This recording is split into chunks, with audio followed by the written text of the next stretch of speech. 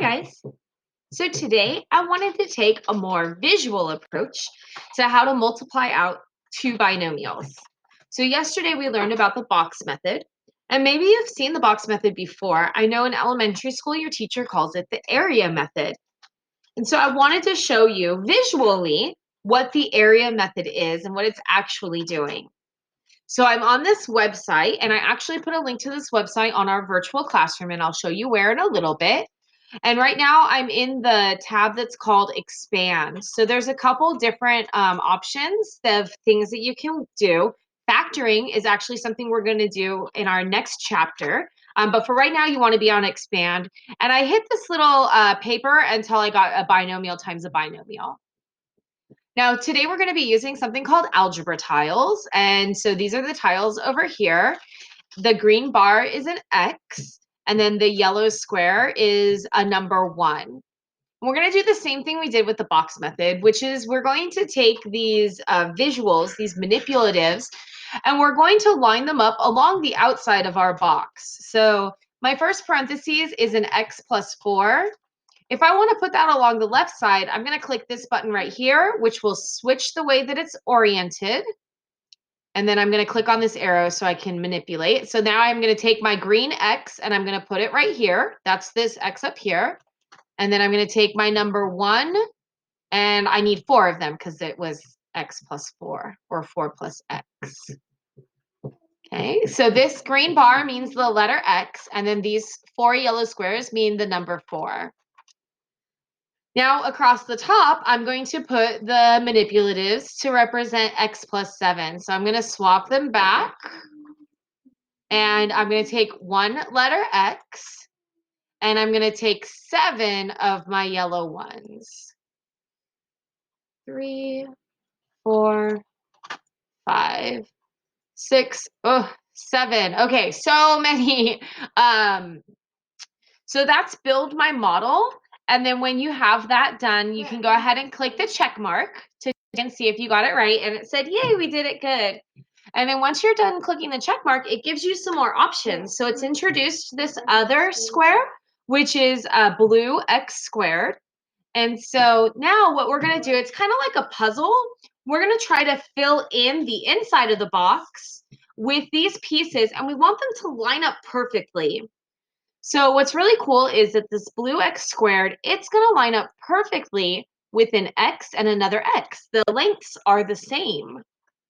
So when you have a green and a green, the blue one matches up. That's X times X equals X squared.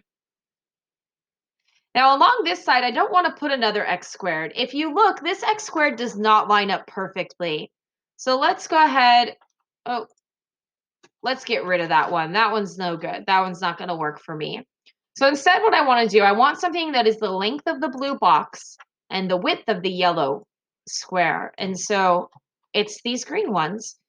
And if you think about it, this is 1 times X. So these are going to be all of my X's. And then to fill this part in, right, I'm going to take my X. I don't want to put it this way because that's not lining up nicely, right? So I want to flip it and make it go the other way. And then I can line it up nicely so it matches perfectly with the blue box and matches perfectly with those yellow squares as well. Okay.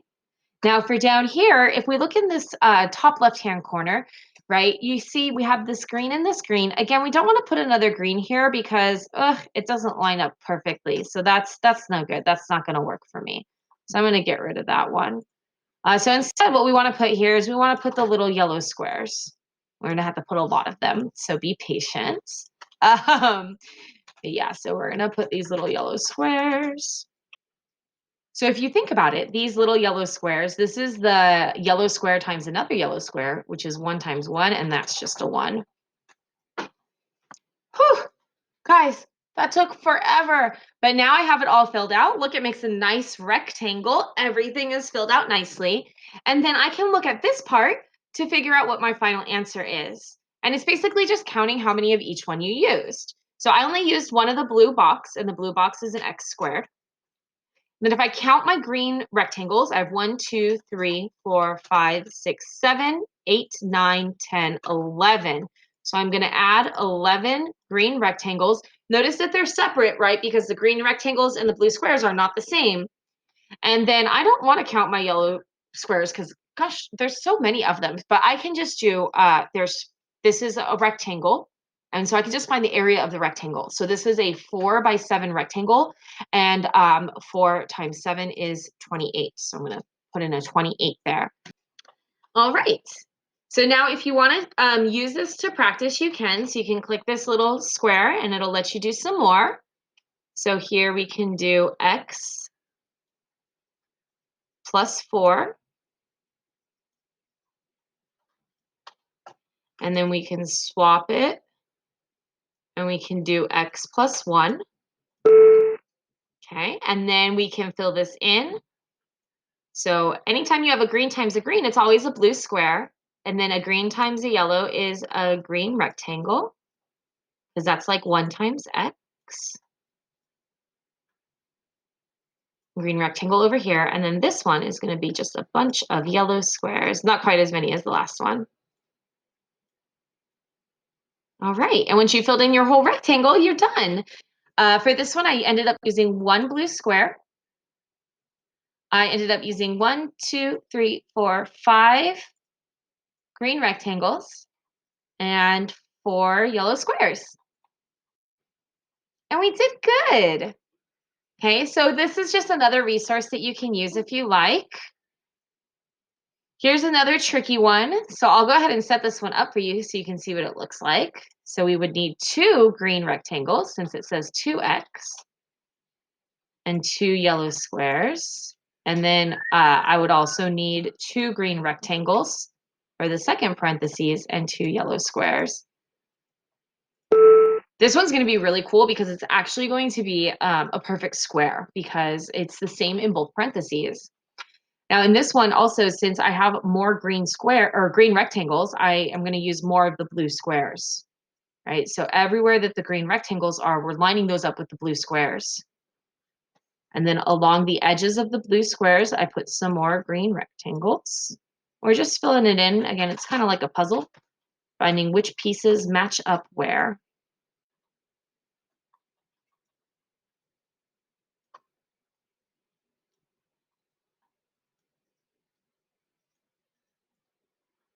All right.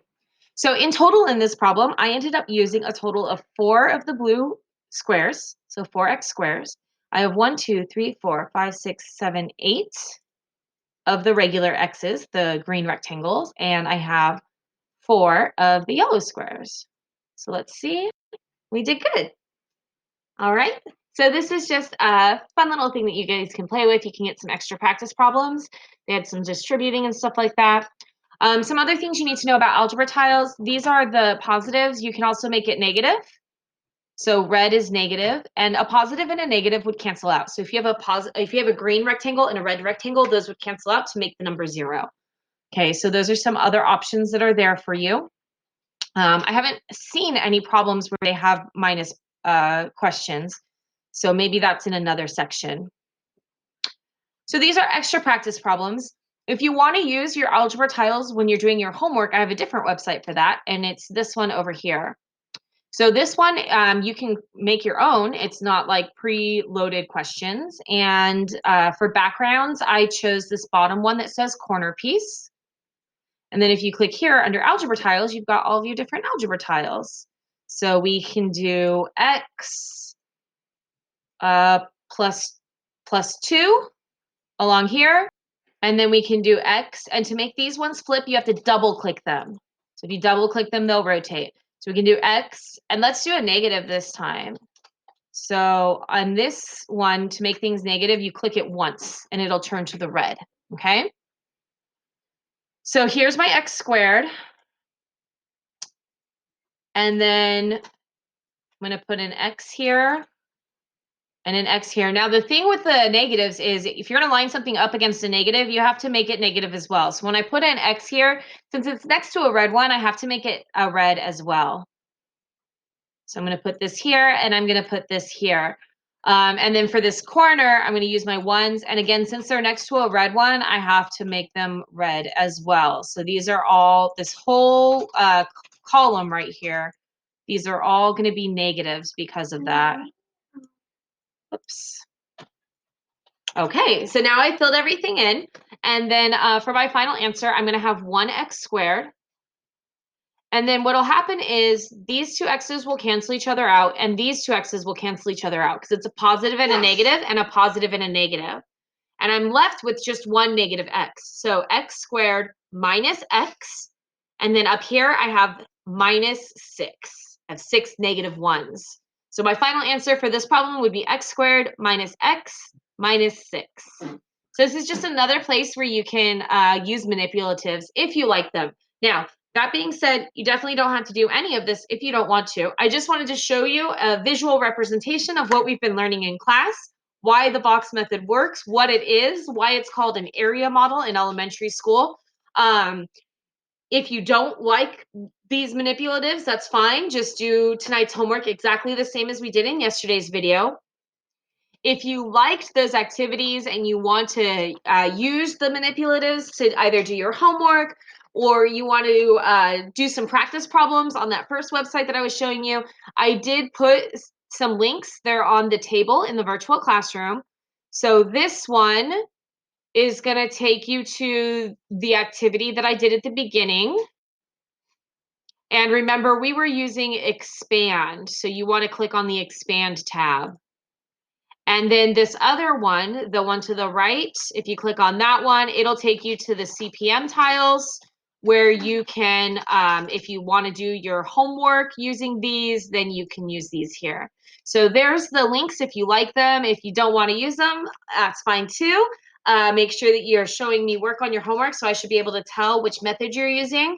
Or if you want to just draw out the squares, if you do like the visual and you want to draw out the squares, that's fine too. Otherwise, that's it for now. Have a good weekend, guys.